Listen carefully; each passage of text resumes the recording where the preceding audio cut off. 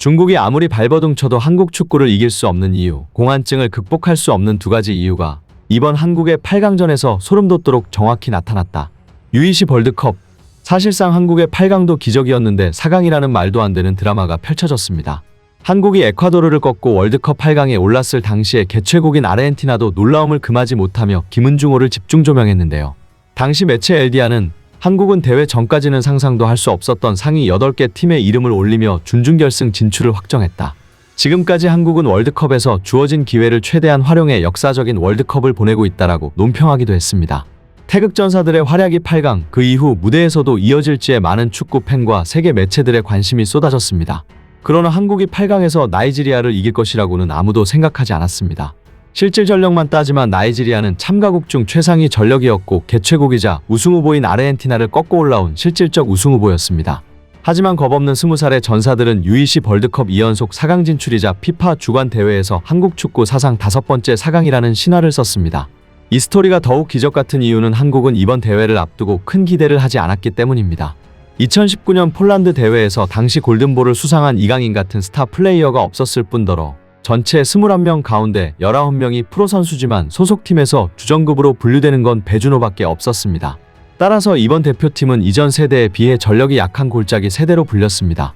그렇다면 한국은 어떻게 기적을 쓸 수 있었던 것일까요?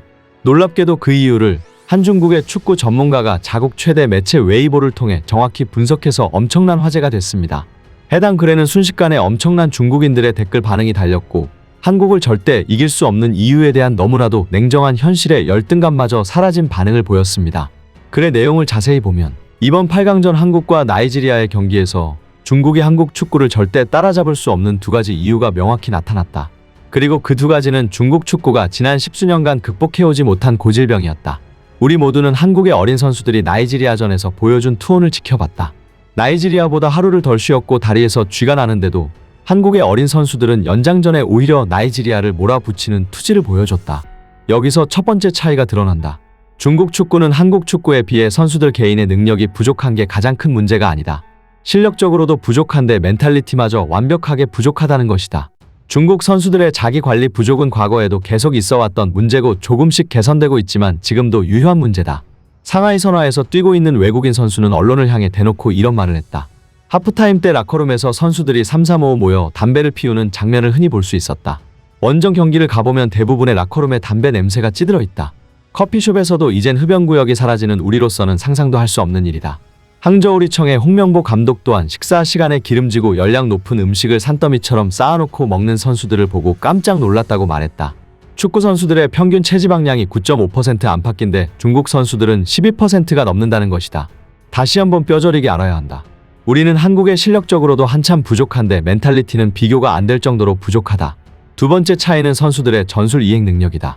한국에는 전술가가 많고 좋은 감독이 많이 배급되고 있다. 그런데 가장 중요한 것은 선수들이 전술을 잘 이행한다는 것이다. 김은중 감독의 실리축구 전술과 감독의 요구를 원팀으로서 움직이며 100% 소화한 한국은 나이지리아 공격력 완벽히 봉쇄했다. 이는 중국 축구에서는 절대 볼 수 없는 모습이다. 중국은 감독 인재가 없어서 수없이 많은 명장을 데려왔음에도 가장 큰 문제는 명장을 데려와도 선수들이 쉽게 전술을 소화하지 못한다는 점이었다. 중국 대표팀과 광저우 에버그란데에서 활약한 가오리니는 리피는 마치 대학 교수 같았다. 하지만 중국 선수들은 고등학생 수준이었다. 낮은 수준이다 보니 우리는 그의 복잡한 전술을 완전히 이해할 수 없었다고 말한 것도 이와 같은 맥락이다. 또 하나의 세계적인 감독 중 하나인 마르첼로 리피 감독은 2번이나 중국 대표팀 감독직에서 물러나는 수모를 겪었고 U23 대표팀에서 세계적으로 인정받는 명장인 거스 히딩크 감독은 결국 해임됐다. 이 소란스러운 한 해 끝에 남은 결과는 올림픽 본선 무대 탈락이었다.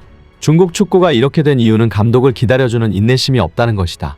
대기업의 오너가 축구를 좌지우지하다 보니 인내심이 부족하고 그때 기분에 휘둘리면서 감독을 갈아치우는 게 전통 아닌 전통이 됐다. 그러다 보니 전술 실험을 할 수도 없고 새로운 선수에게 기회를 줄 수도 없으며 선수들의 전술 이해도는 더 떨어지게 됐다. 한국은 8강전에서 중국 축구가 안 되는 이유를 마치 시험지 답안처럼 정확하게 보여줬다. 우리는 한국을 보고 배워야 한다. 그렇지 않으면 절대로 중국 축구는 발전할 수 없을 것이다. 이상 분석 내용이었는데요. 이를 본 중국인들도 자신들이 처한 냉정한 현실을 인지했는지 한국의 열등감을 보이는 게 아니라 진심으로 한국 축구를 모티브로 삼자는 반응을 보였습니다. 하지만 쉽게 될 것 같지는 않네요. 영상 여기서 마치겠습니다. 시청해주셔서 감사하며 구독과 좋아요 꼭 부탁드립니다.